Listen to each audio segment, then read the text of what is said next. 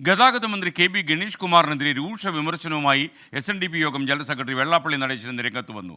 സ്വന്തം തട്ടകത്തിലല്ലാതെ ഒരിടത്തും ഗണേഷ് കുമാർ ജയിക്കില്ല.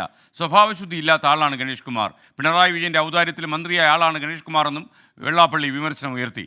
SNDPയുടെ കാര്യം നോക്കാൻ SNDPക്ക് അറിയാമെന്നും വെള്ളാപ്പള്ളി ഗണേശനെ ഓർമ്മിപ്പിച്ചു.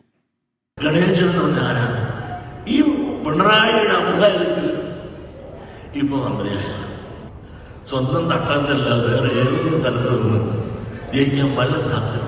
സ്വഭാവശുദ്ധി ജീവിതത്തിലില്ലാത്ത ഇതുപോലുള്ള മാന്യന്മാർ രാഷ്ട്രീയത്തിൽ കയറിക്കൊണ്ട് നമ്മളെ ഭരിക്കാൻ വരുമ്പോൾ തീക്കൊണ്ടി കൊണ്ട് തലചൊറിയത് ഗണേശ എന്ന് നമുക്ക് പറയേണ്ടി വരും. അയാളുടെ സമുദായത്തിൽ നോക്കട്ടെ, എന്റെ സമുദായത്തിൽ നന്നാക്കാൻ എന്നെ കുറിച്ച് എന്റെ സമുദായത്തിലുള്ളവർ പറയട്ടെ.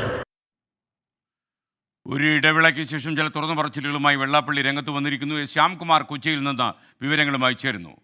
Shyam, good morning. ഏത് സാഹചര്യത്തിലാണ് വെള്ളാപ്പള്ളി നടേശൻ ഇങ്ങനെയൊക്കെ തുറന്നു പറഞ്ഞത്?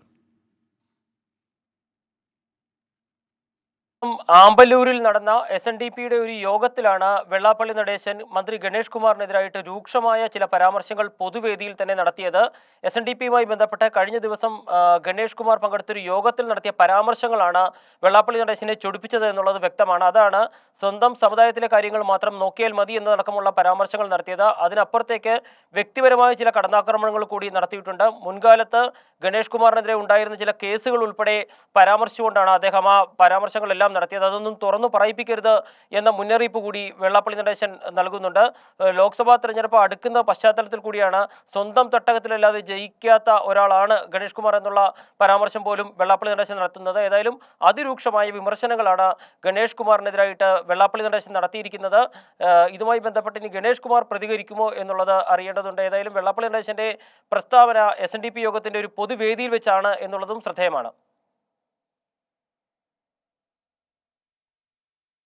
Thank you Shyamkumar.